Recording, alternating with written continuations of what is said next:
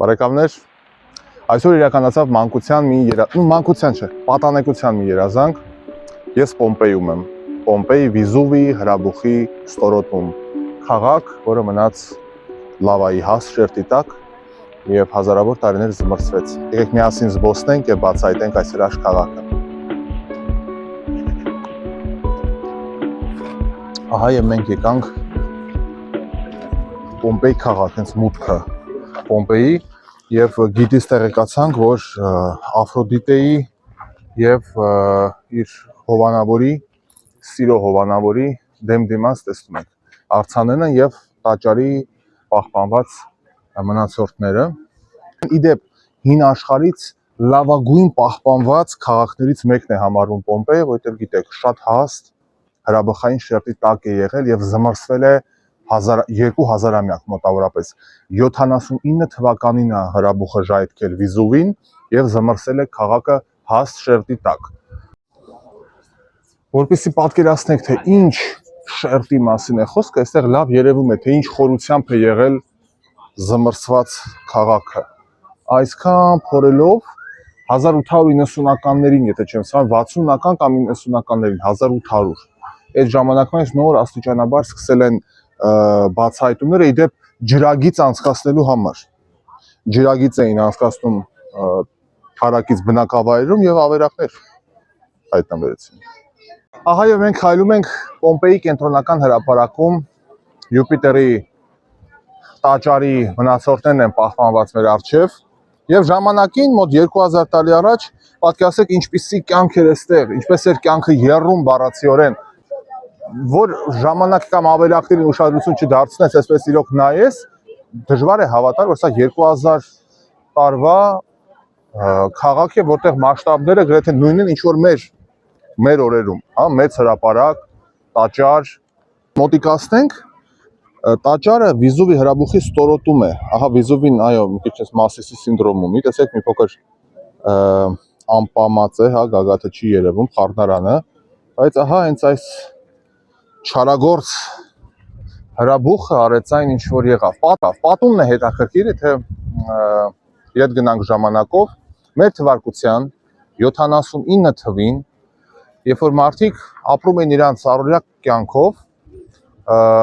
մասնակցում էին տոնակատարության, իդեպ այդտեղ հետաքրքիր բան կա, որ հրաբուխը ժայթքել է Վուլկանոս Աստծո տոնի գիշերը։ Այսինքն, երբ որ մարդիկ այստեղ կենտրոնական հրապարակում խրախճանքների մեջ էին, գիշերը Վիզուվի հրաբուխը Վուլկանոս Աստծո տոնի օրը այնպիսի մասշտաբներով է ժայթքում, որ իհարկե փրկվածներ կան, բան չունեմ ասելու, բայց այն ավերածությունները, այն զոհերի քանակը, որ եղել է, չկա հավասարազոր այլ հրաբխային ժայթքման։ Հաշված ժամերի ընթացքում տոննաներով ու տոննաներով լավան եկել է ցած եւ դարերով զմռսել այս քաղաքը։ Տևական ժամանակ է զբոսնում, եկեք մի հարց, մի անգամից, որ այսպես հանգիստ չի տալիս։ Նայեք, մենք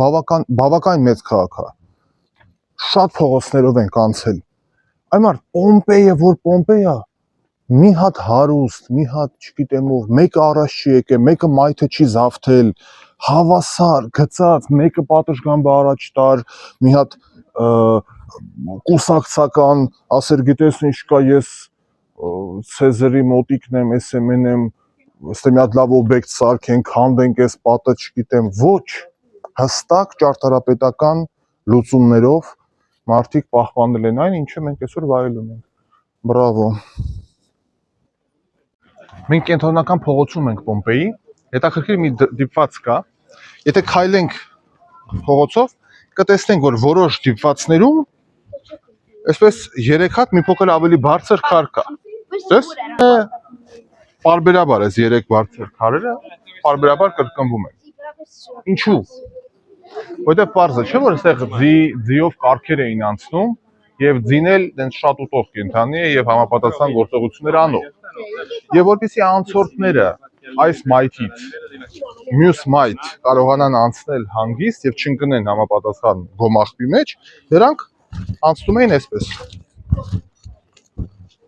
Կամուրջ, այլ կերպ ասած։ Մաշվել է մի փոքր, բայց այն վերևի հատվածներում ավելի բարձրադիր կային։ Այնպես որ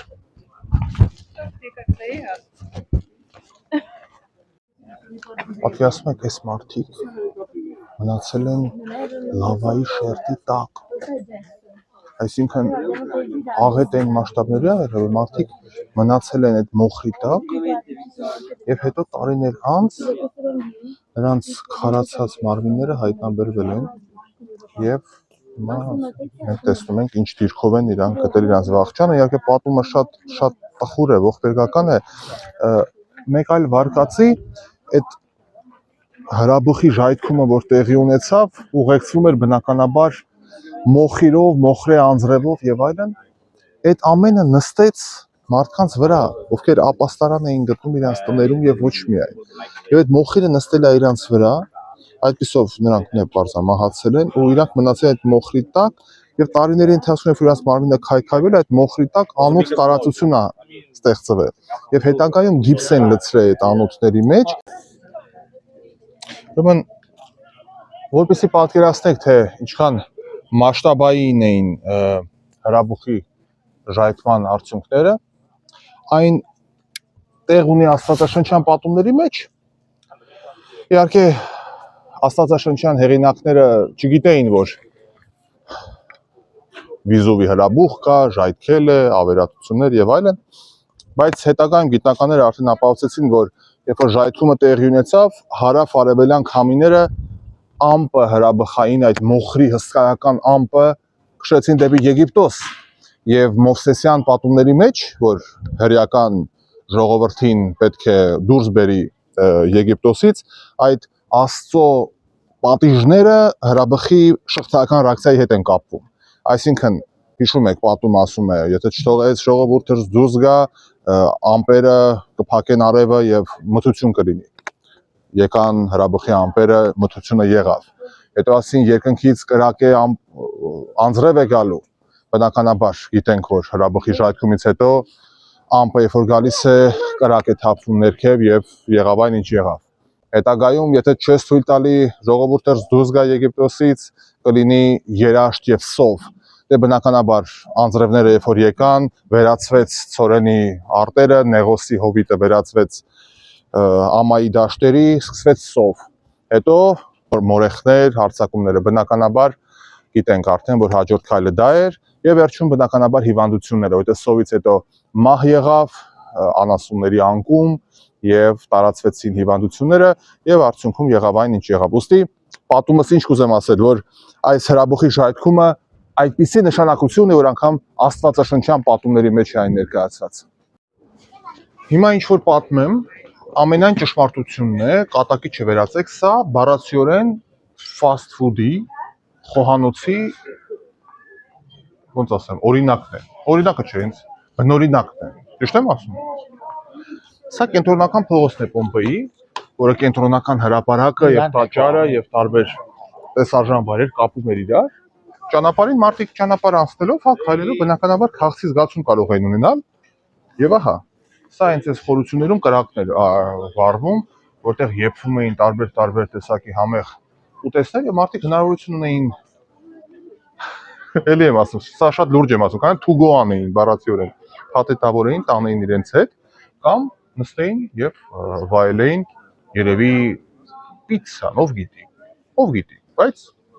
նույն խոհանոցի օրինակը այնտեղ կա, այնտեղ ուրիշ տեսակի բաներ էին մատուցում, նա կմոտենանք, կտեսնեք, իդեպ շատ տարածված է այս ձևաչափը։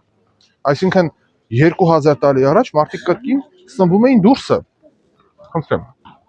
Մարդիկ տարբեր տեսակի ուտեստներ, ովքեր Ամերիկայում են ապրում, շատ նման է Panda Express-ին, ովքեր կիմանան Panda Express-ի ձևաչափն է։ Հա, եւ աշխատակիցներ։ Ես վստահ եմ, որ հին Հայաստանից, Հայքից մի քանի մարդիկ այստեղ լահմաջոյի շաուրմայի գործ էին դրել։ Երևի։ Դե ինչ, ավարտվեց մեր պտույտը այնտեղից, որտեղից սկսվել է Պոմպեի կենտրոնական հրապարակից։